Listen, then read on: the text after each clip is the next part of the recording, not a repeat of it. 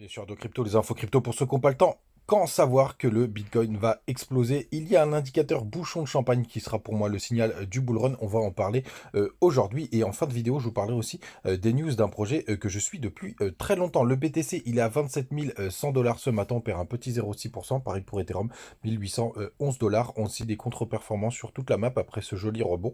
Rien de dramatique, mais on perd entre 1 et 2%. On a quand même LTC et TRX qui sont le vert avec 1,2 et 1,8% le bas du tableau. Rien de très intéressant. Du côté du daily du BTC, c'est parti les gars. On regarde ce qui se passe. Eh ben, tout simplement, on a fait un joli petit pump. Donc hier, on est repoussé par la Tenkan sur le nuage Ishimoku daily. Donc on va voir ce que ça va donner. Il faut impérativement tenir les 0,382. Pourquoi pas pour faire ce magnifique W. Du côté du RSI, on n'a pas trop d'informations. Mais on va voir si c'est pas un rejet définitif. Il y en a pas mal qui ont tracé justement une petite redline de résistance. Je vais pas la mettre là. Mais pour le coup, on pourrait être rejeté sur une zone assez intéressante. Et n'oubliez pas, hein, les gars, même si ces 0,382 sont vraiment un beau support pour le moment et tout ce qu'on a en weekly, on a toujours cette target qui nous pend au nez aux 25 280 dollars qui est le bas du nuage qui théoriquement doit être récupéré.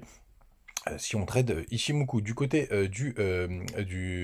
pardon, du gap CME, donc on a toujours ce petit gap qui est jusqu'au 24 460, 400, hop, 485 dollars. Ce qui est très intéressant, c'est de voir qu'on est en train encore de surfer sur le nuage, de s'appuyer sur le nuage. Donc cette journée, elle va être vraiment très importante puisque regardez, on n'a jamais, au grand jamais clôturé dans le nuage depuis un très grand moment hein, sur les contrats futurs.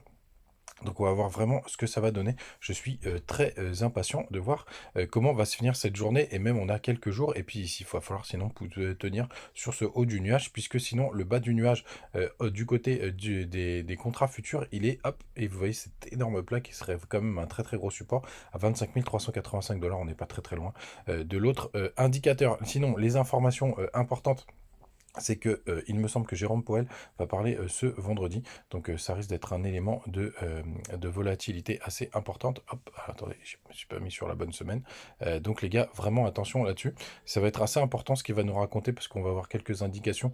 Ça va être vraiment, scruté à la lettre, hein, tous les mots qu'il va employer, etc.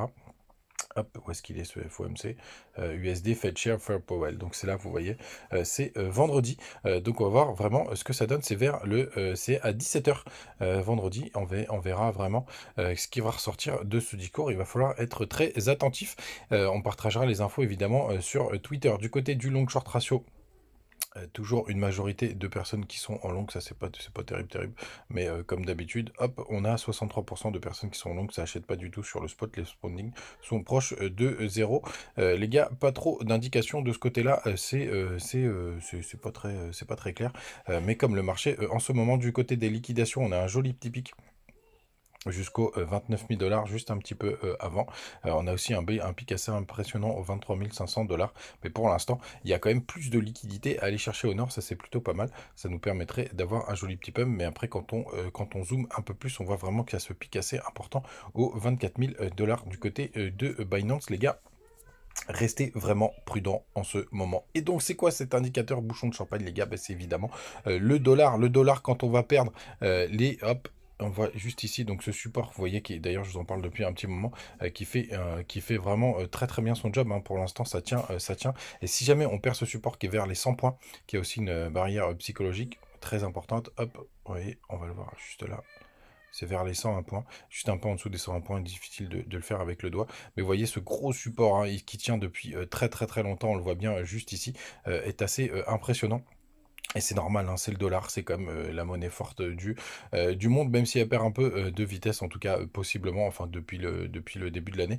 Mais vous voyez que ce sera pour moi là, à cet endroit-là, qu'on pourra voir vraiment ce bouchon de champagne. Et malheureusement, par contre, si on vient breaker, et ça c'est quand même un point important les gars, à surveiller de très près, si on vient breaker vers les 105 points, vous voyez juste un petit peu au-dessus, ça fera un magnifique W, et qui serait assez inquiétant parce que le dollar deviendrait ultra bullish.